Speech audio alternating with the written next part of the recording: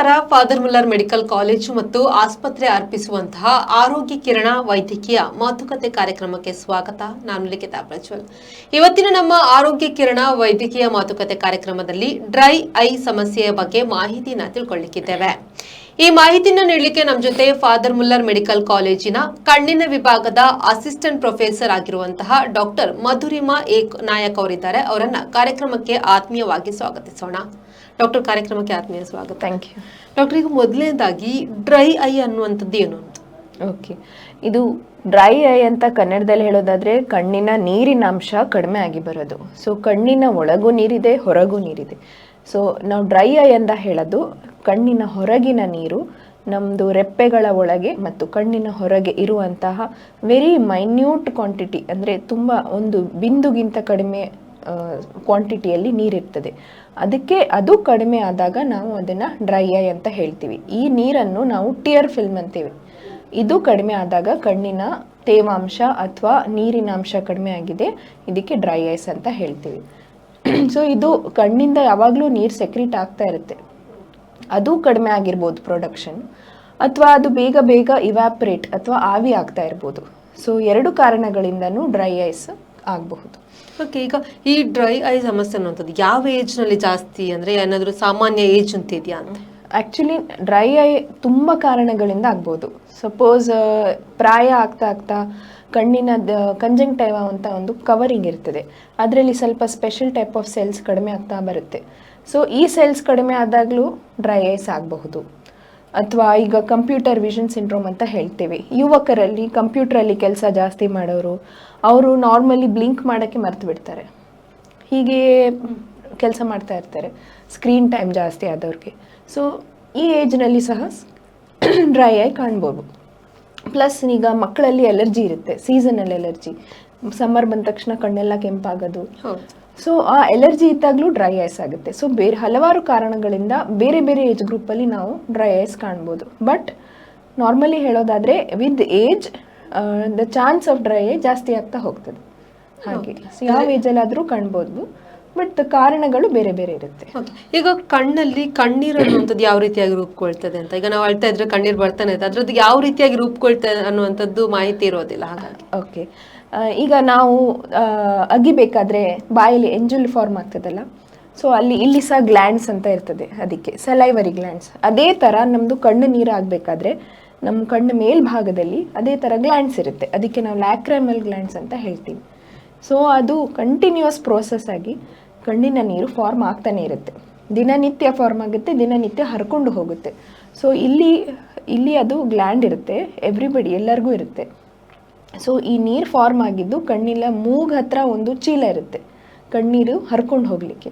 ಅದು ನಮಗೆ ಕಾಣದ ಹಾಗೆ ಯಾವಾಗಲೂ ಹರ್ಕೊಂಡು ಹೋಗ್ತಾ ಇರುತ್ತೆ. ಸೊ ಇದರಲ್ಲಿ ಮೆಕ್ಯಾನಿಸಮಲ್ಲಿ ಆಚೆ ಈಚೆ ಆದರೆ ಕಣ್ಣಿನ ನೀರು ಜಾಸ್ತಿ ಆಗೋದಾಗ್ಬೋದು ಅಥವಾ ಕಡಿಮೆ ಆಗೋದಾಗಬಹುದು. ಇನ್ನೊಂದು ಏನಂದರೆ, ಈ ಕಣ್ಣಿನ ನೀರು ಫಾರ್ಮ್ ಆಗಿದ್ದು ಕಣ್ಣು ಮೇಲೆ ಅಂಟ್ಕೊಂಡಿರುತ್ತೆ. ಅದರದ್ದು ಥಿಕ್ನೆಸ್ ನಾವು 7 ಮೈಕ್ರಾನ್ಸ್ ಅಂತ ಹೇಳ್ತೀವಿ. 1 ಮೈಕ್ರಾನ್ ಅಂದರೆ 1 ಮಿಲಿಮೀಟರ್ದು 1000 ಭಾಗ ಮಾಡಿದರೆ ಅದಕ್ಕೆ 1 ಮೈಕ್ರಾನ್. ಸೊ ಇದರ ಟಿಯರ್ ಫಿಲ್ಮ್ ಥಿಕ್ನೆಸ್ ಇದೆಯಲ್ಲ, ಅದು 7 ಮೈಕ್ರಾನ್ಸ್ ಅಷ್ಟೇ. It is so thin and invisible, ನಮಗೆ ಅಷ್ಟು ಕಾಣೋದಿಲ್ಲ. ಬಟ್ ಅದು ಕಣ್ಣಿನ ನಾರ್ಮಲ್ ಚಮಕ್ ಅಂತೀವಲ್ಲ, that is due to this tear film. ಹಾಗೆ ಅದು ಪ್ರೊಟೆಕ್ಟ್ ಮಾಡುತ್ತೆ, ಅದು ಕಾರ್ನಿಯಾಗಿ ಅಂಟ್ಕೊಂಡಿರುತ್ತೆ. ಸೊ ಅದು ಗಾಳಿ ಎಲ್ಲ ತಾಗಿದ್ರೆ ಡ್ಯಾಮೇಜ್ ಎಲ್ಲ ಆಗೋದು ಎಲ್ಲ ಪ್ರೊಟೆಕ್ಟ್ ಮಾಡುತ್ತೆ.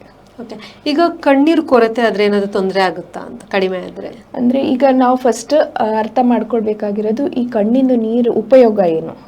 ಸೊ ನಾವು ಅಳಬೇಕಾದ್ರೆ ಕಣ್ಣಲ್ಲಿ ಕಸ ಬಿದ್ದಾಗ ಬರುವ ನೀರು ಬೇರೆ, ನಾರ್ಮಲ್ ಆಗಿ ಇರೋದು ನೀರು ಬೇರೆ. ಎರಡು ಪ್ರಕಾರ ನೀರು ಪ್ರೊಡಕ್ಷನ್ ಆಗ್ತಾ ಇರುತ್ತೆ. ನಾವು ಅದು ಫಸ್ಟ್ ಅನ್ನು ಏನಾದರೂ ಇರಿಟೇಷನ್ ಆದರೆ ಮಾತ್ರ ಬರುತ್ತೆ. ಇನ್ನೊಂದು ಬೇಸಲ್ ಸೆಕ್ರೀಷನ್ ಅಂತ ಹೇಳ್ತೀವಿ, ಅಂದರೆ ದಿನನಿತ್ಯ ಇಷ್ಟು ಸೆಕ್ರೀಷನ್ ಆಫ್ ಕಣ್ಣೀರು ಆಗ್ತಾನೆ ಇರುತ್ತೆ ಕಂಟಿನ್ಯೂಸ್ ಆಗಿ. ಸೊ ಅದರಿಂದ ಏನಾಗುತ್ತೆ, ಅದು ಕಣ್ಣಿನ ಸರ್ಫೇಸ್ ವಾಟೆವರ್ ನಾವು ಎಕ್ಸ್ಪೋಸ್ ಆಗಿದೆ ಅಲ್ಲ ಕಣ್ಣು ಎನ್ವೈರ್ಮೆಂಟ್ಗೆ, ಅದು ವೆಟ್ಟಾಗಿರುತ್ತೆ. ಅದು ಡ್ರೈ ಆಗ್ಲಿಕ್ಕೆ ಸ್ಟಾರ್ಟ್ ಆದರೆ ಅದು ನಮ್ಮದು ಸೆಲ್ಸ್ ಎಲ್ಲ ಇರುತ್ತಲ್ಲ, ಅದೆಲ್ಲ ಸಾಯ್ಲಿಕ್ಕೆ ಸ್ಟಾರ್ಟ್ ಆಗುತ್ತೆ. ಸೊ ಒಂದು ಫಂಕ್ಷನ್ ಅದು ಪ್ರೊಟೆಕ್ಟ್ ಮಾಡುತ್ತೆ.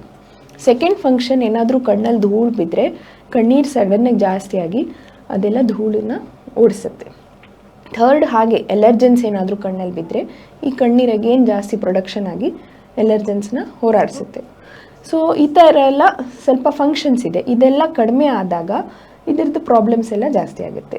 ಅಂದರೆ ಕಣ್ಣಲ್ಲಿ ಏನಾದರೂ ಗಾಯ ಆದರೆ ಡ್ರೈ ಐಸ್ ಇದ್ದವ್ರಿಗೆ ಆ ಗಾಯ ಒಣಗೋದು ತುಂಬ ಕಷ್ಟ. ಈವನ್ ಅವ್ರು ಕ್ಯಾಟ್ರಾಕ್ಟ್ ಸರ್ಜರಿ ಮಾಡಬೇಕಾದ್ರೆ ಅಥವಾ ಲೇಸರ್ ಮಾಡ್ತಾರಲ್ಲ ಕನ್ನಡಕ ಹೋಗಲಿಕ್ಕೆ, ಅವರಲ್ಲಿ ನಾವು ಫಸ್ಟ್ ಸ್ಕ್ರೀನ್ ಮಾಡೋದೇ ಡ್ರೈ ಐ ಇದ್ದರೆ ಆ ಜನರಲ್ಲಿ ನಾವು ತುಂಬ ಅದು ವೂಂಡ್ ಹೀಲಿಂಗ್ ತುಂಬ ಕಷ್ಟ ಆಗುತ್ತೆ. ಸೊ ಇದೆಲ್ಲ ಫಂಕ್ಷನ್ಸ್ ಟಿಯರ್ಸ್ ಎಲ್ಲ ನಿಭಾಯಿಸುತ್ತೆ. ಸೊ ಟಿಯರ್ಸ್ ಕಡಿಮೆ ಆದಾಗ ಇದೆಲ್ಲ ಪ್ರಾಬ್ಲಮ್ಸ್ ಸ್ಟಾರ್ಟ್ ಆಗ್ತದೆ. ವೂಂಡ್ ಹೀಲಿಂಗ್ ಸ್ಲೋ ಆಗುತ್ತೆ ಮತ್ತು ನಮ್ಮ ದೃಷ್ಟಿ ಅಷ್ಟು ಕ್ಲಿಯರ್ ಇರೋದಿಲ್ಲ. ಸೊ ನಮ್ಮ ದೃಷ್ಟಿ ಸರಿಗೆ ಫಾರ್ಮ್ ಆಗಬೇಕು ಅಂದರೆ ಕಣ್ಣಿನ ಮೇಲೆ ಲೈಟ್ ರೇಸ್ ಬಿದ್ದು ಅದು ಒಳಗೆ ಹೋಗಿ ರೆಟಿನ ಮೇಲೆ ಕರೆಕ್ಟಾಗಿ ಫೋಕಸ್ ಆಗಬೇಕು. ಸೊ ಅದು ಫೋಕಸ್ ಕರೆಕ್ಟ್ ಆಗಬೇಕಾದ್ರೆ ಫಸ್ಟ್ ಇಂಟರ್ಫೇಸ್ ನಮ್ಮದು ಏರ್ ಟಿಯರ್ ಇಂಟರ್ಫೇಸ್ ಅಂತೀವಿ. ಅಂದರೆ ಗಾಳಿಯಿಂದ ಬಂದ ಲೈಟ್ದ ರೇಸ್ ಟಿಯರ್ ಫಿಲ್ಮ್ ಮೇಲೆ ಬೀಳಬೇಕು, ಆಮೇಲೆ ಕಾರ್ನಿಯಾ ಮೇಲೆ ಬೀಳುತ್ತೆ. ಈ ಟಿಯರ್ ಫಿಲ್ಮ್ ಕಂಟಿನ್ಯೂಸ್ ಇಲ್ಲ ಅಂದರೆ ನಮ್ಮದು ಇಮೇಜ್ ಕ್ವಾಲಿಟಿ ಆಲ್ಸೋ ತುಂಬ ಕಡಿಮೆ ಆಗುತ್ತೆ. ಸಾಕಷ್ಟು ಜನ ನಂಗೆ ಬಂದು ಹೇಳ್ತಾರೆ, ನಾನು ಹೀಗೆ ಬ್ಲಿಂಕ್ ಮಾಡಿದರೆ ನಮ್ಮ ದೃಷ್ಟಿ ಇಂಪ್ರೂವ್ ಆಗುತ್ತೆ ಅಂತ. ದಟ್ ಇಸ್ ಬಿಕಾಸ್ ಅವ್ರದ್ದು ಟಿಯರ್ ಫಿಲ್ಮ್ ಬ್ಲಿಂಕ್ ಮಾಡಿದಾಗ ಸ್ವಲ್ಪ ಟಿಯರ್ ಸ್ಪ್ರೆಡ್ ಆಗಿ ಇಂಪ್ರೂವ್ ಆಗುತ್ತೆ. So it is an indication that ಅವರಿಗೆ ಡ್ರೈ ಐ ಇದೆ ಅಂತ. ಓಕೆ, ಅಂದರೆ ಈಗ ಈ ಡ್ರೈ ಐ ಸಮಸ್ಯೆ ಬರಲಿಕ್ಕೆ ಕಾರಣಗಳು ಯಾವುದು ಅಂತ? ಓಕೆ, ನಾವು ಸುಮಾರು ಕಾರಣಗಳಿದೆ, ಒಂದಾಗೊಂದು ಡಿಸ್ಕಸ್ ಮಾಡೋಣ. ನಾನು ಹೇಳಿದಾಗೆ ಲ್ಯಾಕ್ರಿಮಲ್ ಗ್ಲ್ಯಾಂಡ್ ಇದೆಯಲ್ಲ, ಆ ಗ್ಲ್ಯಾಂಡ್ ಏನಾದರೂ ಸರಿಯಾಗಿ ಫಂಕ್ಷನ್ ಆಗ್ತಾ ಇಲ್ಲ. ಯಾವಾಗ ಅದು ಆಗಬಹುದು? ಅದು ಲ್ಯಾಕ್ರಿಮಲ್ ಗ್ಲ್ಯಾಂಡ್ ಏನಾದರೂ ಆಗಿ ಡ್ಯಾಮೇಜ್ ಆಗ್ತಾ ಇದೆ. ನಮ್ಮಲ್ಲಿ ಸುಮಾರು ಆಟೋ ಇಮ್ಯೂನ್ ಡಿಸೀಸಸ್ ಅಂತ ಇರುತ್ತೆ. ಅಂದರೆ ನಮ್ಮ ಬಾಡಿ ನಮ್ಮದೇ ಟಿಶ್ಯೂಸ್ಗೆ ನಮ್ಮದೇ ಬಾಡಿ ಡಿಫೆಂಡ್ ಮಾಡ್ತಾ ಇದೆ. ಅಂದರೆ ನನ್ನ ರಕ್ತದಲ್ಲಿ ಆ್ಯಂಟಿಬಾಡೀಸ್ ಉತ್ಪತ್ತಿಯಾಗಿ ನನ್ನದೇ ಟಿಶ್ಯೂಸ್ನ ಹಾಳು ಮಾಡೋದು, ಅದನ್ನು ಆಟೋ ಇಮ್ಯುನಿಟಿ ಅಂತ ಹೇಳ್ತೀವಿ. ಅದರಲ್ಲಿ ನಾವು ರುಮಟಾಯ್ಡ್ ಆರ್ಥರೈಟಿಸ್, SLE ಅಂತ ಸುಮಾರು ಕಾಯಿಲೆಗಳುಂಟು. ಸೊ ಇಂಥವರಲ್ಲಿ ಡ್ರೈ ಐಸ್ ತುಂಬ ಕಾಮನ್ ಇದೆ. ಬಿಕಾಸ್ ಅದೇ ಆ್ಯಂಟಿಬಾಡೀಸ್ನ ನಮ್ಮ ಲ್ಯಾಕ್ರಿಮಲ್ ಗ್ಲ್ಯಾಂಡ್ನ ಡಿಸ್ಟ್ರಾಯ್ ಮಾಡೋಕ್ಕೆ ಸ್ಟಾರ್ಟ್ ಆಗುತ್ತೆ.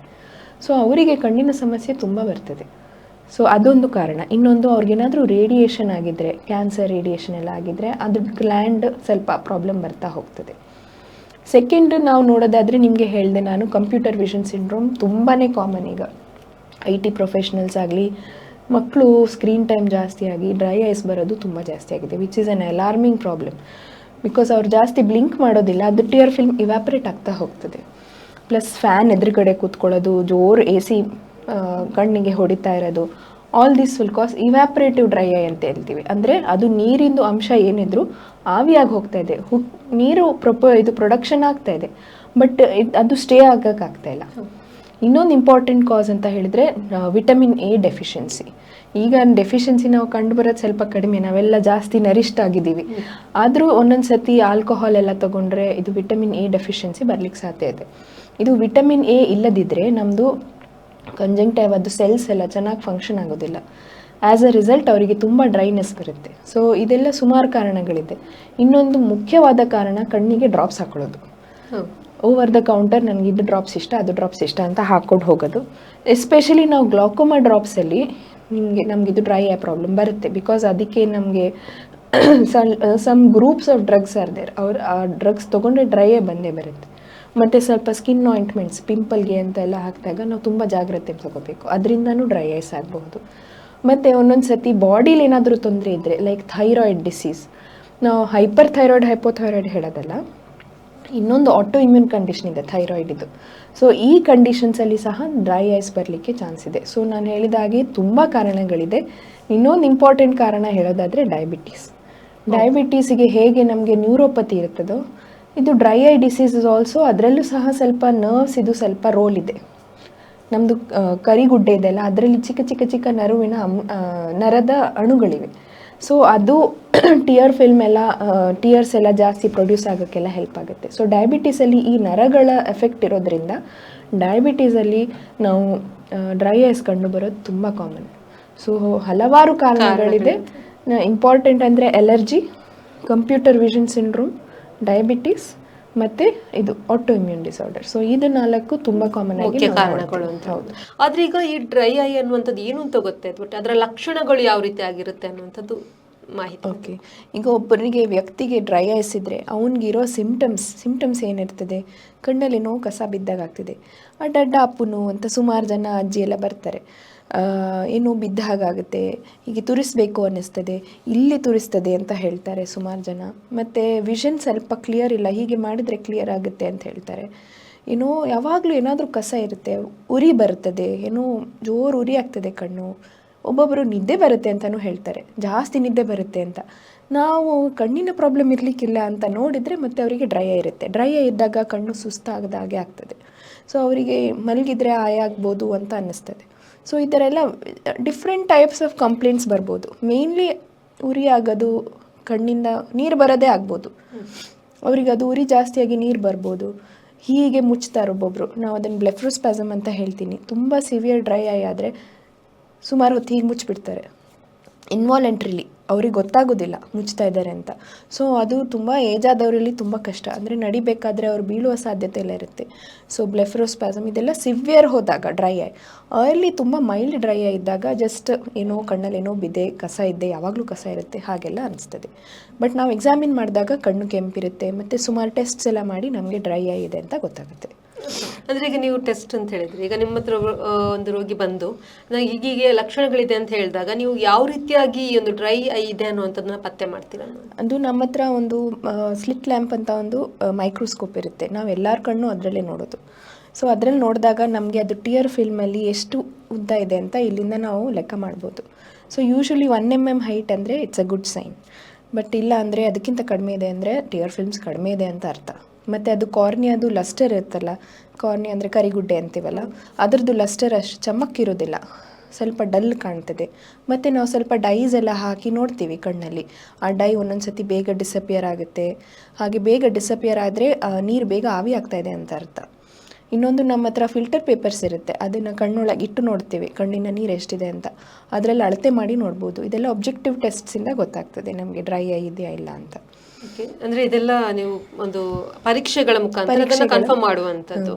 ಈಗ ಡ್ರೈ ಐ ಅಂತ ಕನ್ಫರ್ಮ್ ಆದಮೇಲೆ ಯಾವ ರೀತಿಯಾದಂಥ ಟ್ರೀಟ್ಮೆಂಟ್ಗಳಿರುತ್ತೆ? ನಾವು ಫಸ್ಟ್ ಇಂಪಾರ್ಟೆಂಟ್ ಆಗಿ ನೋಡಬೇಕಾಗಿರೋದು ಏನು ಕಾರಣ ಅಂತ. ಫಸ್ಟು ಸಿವಿಯರಿಟಿ ನಾವು ಹೇಗೂ ನೋಡಿದ್ದೀವಿ, ಅದು ಫಿಲ್ಟರ್ ಪೇಪರ್ ಇಟ್ಟು ಇದು ಅದು ಮಾಡಿ ಇಷ್ಟು ಸಿವಿಯರ್ ಇದೆ ಡ್ರೈ ಐ ಅಂತ. ನೆಕ್ಸ್ಟ್ ನಾವು ಪತ್ತೆ ಹಾಕಬೇಕಿರೋದು ಏನು ಕಾರಣ ಅಂತ. ಓಕೆ, ಏನು ಕಾರಣ? ಆ್ಯಕ್ಚುಲಿ ಸೋ ಮೆನಿ ಟೈಮ್ಸ್ ಅದು ಡ್ರೈ ಐ ಇದ್ದು ಮತ್ತೆ ನಾವು ಇನ್ವೆಸ್ಟಿಗೇಟ್ ಮಾಡೋಕ್ಕೆ ನೋಡಿದ್ರೆ ಅವ್ರಿಗೆ ಏನಾದರೂ ಆಟೋಇಮ್ಯೂನ್ ಕಂಡೀಷನ್ಸ್ ಇರುತ್ತೆ, ಹಾಗೆಲ್ಲ ಇರುತ್ತೆ. ಸೊ ನಾವು ಅದು ಆಟೋಇಮ್ಯೂನ್ ಕಂಡೀಷನ್ನ ಟ್ರೀಟ್ ಮಾಡ್ತಾ ಹೋದರೆ ಡ್ರೈ ಐ ಸಹ ಸರಿ ಆಗ್ತದೆ. ಮತ್ತು ಕಂಪ್ಯೂಟರ್ ವಿಷನ್ ಸಿಂಡ್ರೋಮ್ ಇದೆ ಅಂತ ಅಂದ್ಕೊಳ್ಳಿ, ಅಂದರೆ ತುಂಬ ಕಂಪ್ಯೂಟ್ರಲ್ಲಿ ಕೆಲಸ ಮಾಡಿ ಅವ್ರಿಗೆ ಸ್ವಲ್ಪ ನಾವು ಎಕ್ಸಸೈಸಸ್ ಹೇಳ್ಕೊಡ್ತೀವಿ, ಸ್ಕ್ರೀನ್ ಟೈಮ್ ಕಡಿಮೆ ಮಾಡೋಕ್ಕೆ ಹೇಳ್ಕೊಡ್ತೀವಿ, ಸ್ವಲ್ಪ ಕಣ್ಣಿಗೆ ಡ್ರಾಪ್ಸ್ ಹಾಕ್ತೀವಿ, ಆರ್ಟಿಫಿಷಿಯಲ್ ಟಿಯರ್ಸ್ ಅಂತ ಹೇಳ್ತೀವಿ, or lubricating eye drops. So ಇದು ಸುಮಾರು ಬಗ್ಗೆ ಲೂಬ್ರಿಕೇಟಿಂಗ್ ಐ ಡ್ರಾಪ್ಸ್ ನಿಮಗೆ ಓವರ್ ದ ಕೌಂಟರ್ ಸಿಗುತ್ತೆ, ಸುಮಾರು ಜನ ತೊಗೊಂಡು ಅವರವರೇ ಹಾಕೋತಾ ಇರ್ತಾರೆ. ಸೊ ಇದೆಲ್ಲ ಅರ್ಲಿ ಸ್ಟೇಜಸಲ್ಲಿ ಇದು ಟ್ರೀಟ್ಮೆಂಟ್ ಮಾಡ್ಬೋದು. ಒಮ್ಮೊಮ್ಮೆ ಲಿಡ್ಡಲ್ಲಿ ಇನ್ಫೆಕ್ಷನ್ಸ್ ಇರುತ್ತಲ್ಲ, ಅದು ಲಿಡ್ ಇನ್ಫೆಕ್ಷನ್ ಟ್ರೀಟ್ ಮಾಡಿದ ಕೂಡಲೇ ಡ್ರೈ ಐ ಕರೆಕ್ಟ್ ಆಗುತ್ತೆ.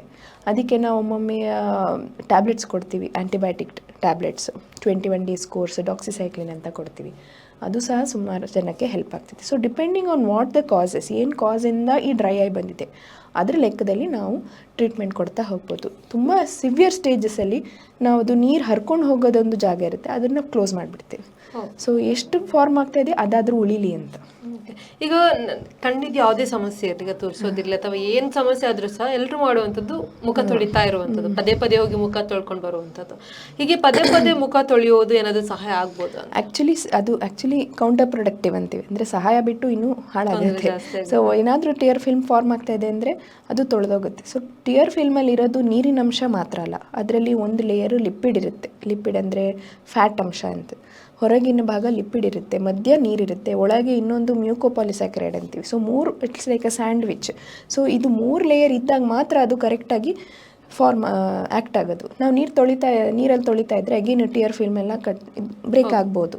So it is not useful. More than that ಅದಕ್ಕಿಂತ ನೀವು ಯೂಸ್ ಮಾಡೋದಾದರೆ ಆರ್ಟಿಫಿಷಿಯಲ್ ಟಿಯರ್ಸ್ ನಿಮ್ಮ ಡಾಕ್ಟ್ರ್ ಹತ್ರ ತೊಗೊಂಡು ಸಲಹೆ ತೊಗೊಂಡು, ಅದರಲ್ಲೂ ಸುಮಾರು ಬ್ರ್ಯಾಂಡ್ಗಳು ಸುಮಾರು 300 ರೂಪಾಯಿಂದ ಹಿಡಿದು 2000 ತನಕನೂ ಇದೆ.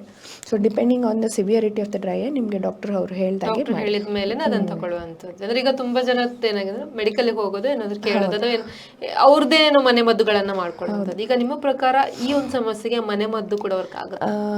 ಒಂದೇನೆಂದರೆ ತುಂಬ ಡ್ರೈ ಕಂಡೀಷನ್ಸಲ್ಲಿ ಇದ್ದೀರಾ ಅಥವಾ ಅಲ್ಲಿ ತುಂಬ ಬಿಸಿಲಿದೆ, ಹಾಗೇನಾದರೂ ಹ್ಯೂಮಿಡಿಫೈಯರ್ಸ್ ಯೂಸ್ ಮಾಡ್ಕೋಬೋದು ರೂಮಲ್ಲಿ. ಹ್ಯೂಮಿಡಿಟಿ ಜಾಸ್ತಿ ಮಾಡಲಿಕ್ಕೆ. ನಮಗೆ ಆ ಪ್ರಾಬ್ಲಮ್ ಇಲ್ಲ. ಬಟ್ ನಾನು ಬೇರೆ ಡ್ರೈ ಏರಿಯಾಸಲ್ಲಿರೋರಿಗೆ ಹೇಳೋದು.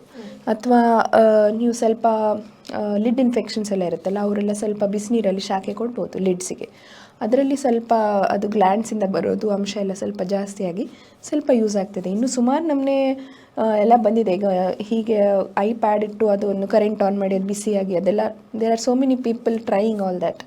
ಬಟ್ ನಾವು ಅದೆಲ್ಲ ಅಪ್ರೂವ್ ಮಾಡಿಲ್ಲ ಇನ್ನು. We are not vouching for it. ಅದು ಇನ್ನೂ ನಾವು ಅಡ್ವೈಸ್ ಮಾಡ್ತಾ ಇಲ್ಲ. ಬಟ್ ಸುಮಾರೆಲ್ಲ ಬಂದಿದೆ ಮಾರ್ಕೆಟಲ್ಲಿ. ಓಕೆ ಡಾಕ್ಟರ್, ಈಗ ಕೊನೆಯದಾಗಿ ವೀಕ್ಷಕರಿಗೆ ಈ ಸಮಸ್ಯೆ ಬಗ್ಗೆ ಏನಾದರೂ ಕಿವಿ ಮಾತು ಹೇಳೋದು ಅಂತೇಳಿದ್ರೆ ಏನು ಹೇಳ್ತೀರಾ? ಡ್ರೈ ಐ ತುಂಬ ಕಾಮನ್ ಆಗಿದೆ, ಸುಮಾರು ಜನಕ್ಕೆ ಇರುತ್ತೆ. ಕಾಂಟ್ಯಾಕ್ಟ್ ಲೆನ್ಸ್ ಹಾಕೋರಿಂದ ಪ್ರಾಯ ಆದವರು, ಆಟೋ ಇಮ್ಯೂನ್ ಕಂಡೀಷನ್ಸ್ ಇರೋರು, ಕಂಪ್ಯೂಟರ್ ನೋಡೋರು ಎಲ್ಲರಿಗೂ ಬರಬಹುದು. ಬಟ್ ನಮ್ಗೆ ಈಗ ಪ್ರಾಬ್ಲಮ್ ಆಗಿರೋದು ಮಕ್ಕಳಲ್ಲಿ ಡ್ರೈ ಐ ಬರೋದು.